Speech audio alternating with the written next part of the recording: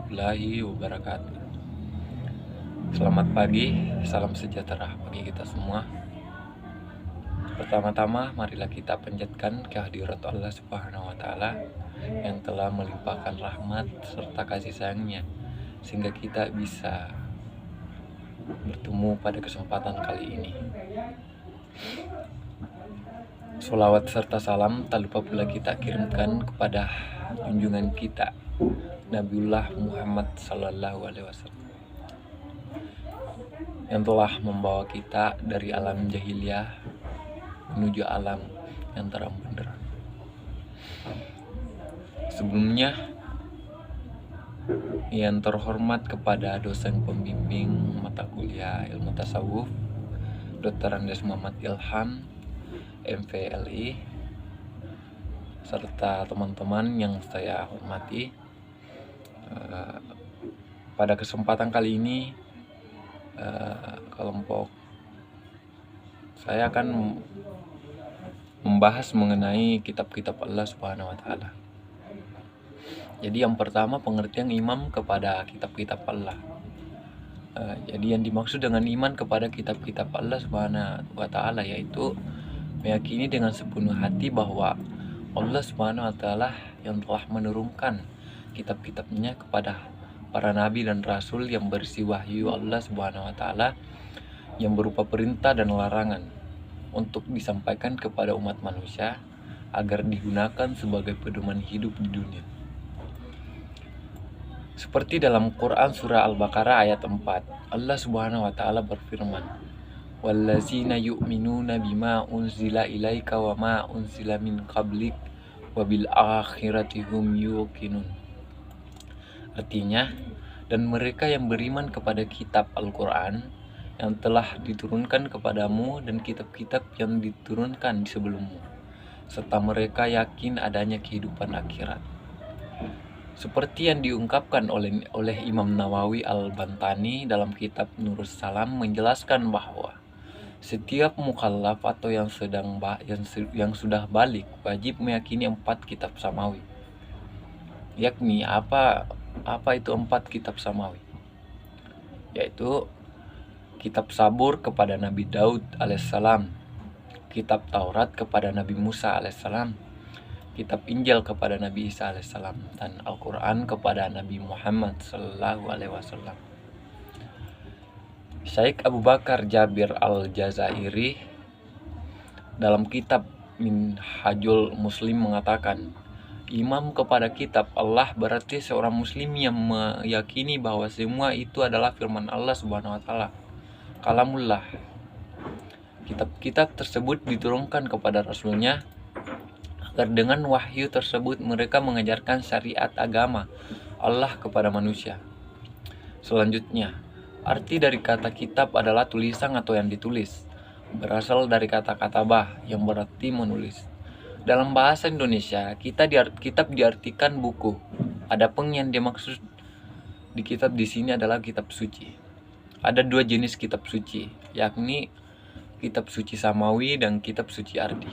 Apa yang dimaksud dengan kitab suci samawi itu sendiri? Jadi, kitab suci samawi adalah kitab suci yang bersumber dari wahyu Allah Subhanahu wa Ta'ala yang biasa disebut kitabullah. Kitab Allah Subhanahu wa Ta'ala yang berwujud kitab, dan ada yang berwujud syahifah atau syuhuhuf. Yang kedua, kitab suci ardi. Apa yang dimaksud dengan kitab suci ardi? Jadi kitab suci ardi ialah kitab suci yang tidak bersumber dari wahyu Allah Subhanahu wa Ta'ala, melainkan bersumber dari hasil penaungan dan daya akal manusia itu sendiri. Jadi mungkin itu saja yang bisa saya jelaskan atau bahas pada kesempatan kali ini. Pembahasan selanjutnya akan dibahas oleh Dinda Nurhaina Aina. Dengan hormat saya persilakan. Baiklah, langsung saja, yakni beriman kepada kitab-kitab Allah mengandung 4 perkara. Ya, adapun yang dimaksud dalam hal ini adalah kitab-kitab yang diturunkan oleh Allah Subhanahu wa Ta'ala kepada para rasulnya sebagai wujud rahmatnya kepada makhluk-makhluknya dan sebagai petunjuk buat mereka agar mereka dapat mencapai kebahagiaan dunia dan akhirat. Yang pertama, mengimani nama-nama kitab tersebut benar-benar turun dari Allah Subhanahu wa taala. Yang kedua, mengimani nama-nama kitab tersebut yang diketahui dengan namanya seperti Al-Qur'an yang diturunkan kepada Nabi Muhammad SAW, Taurat yang diturunkan kepada Nabi Musa alaihissalam, Sabur diturunkan kepada Daud alaihissalam, dan Injil diturunkan kepada Nabi Isa alaihissalam. Adapun yang tidak diketahui nama-namanya, maka kita beriman secara umum. Yang ketiga, mempercayai kandungan-kandungan yang benar atau sahih. Yang keempat, mengamalkan hukum-hukumnya yang belum dihapus serta rida dan menerimanya, sehingga kita dapat memahami hikmah dari hukum tersebut atau tidak. Dan seluruh kitab-kitab terdahulu itu telah dihapus hukum-hukumnya oleh Al-Quran.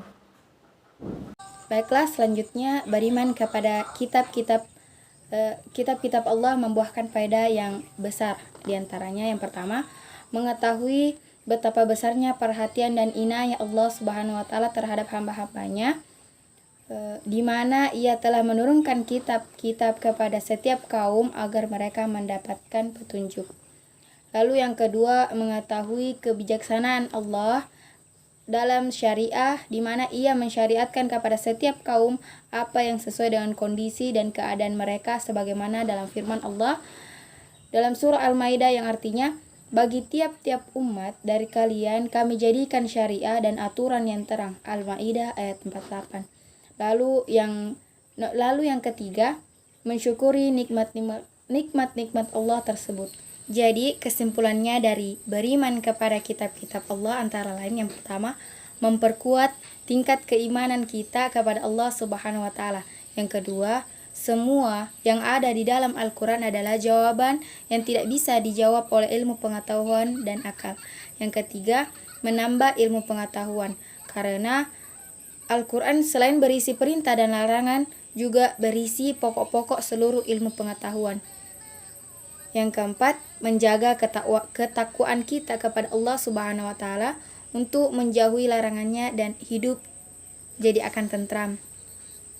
Yang kelima, menumbuhkan sikap optimis untuk meraih kebahagiaan dan kesuksesan dunia dan akhirat agar mendapatkan syafaat di akhirat kelak.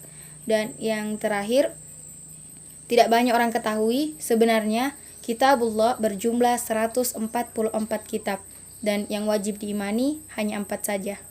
Mungkin cuma sampai ini saja yang dapat kami jelaskan, kurang lebihnya mohon dimaafkan. Wallahul muwaffiq ila aqwamit thoriq. Wassalamualaikum warahmatullahi wabarakatuh.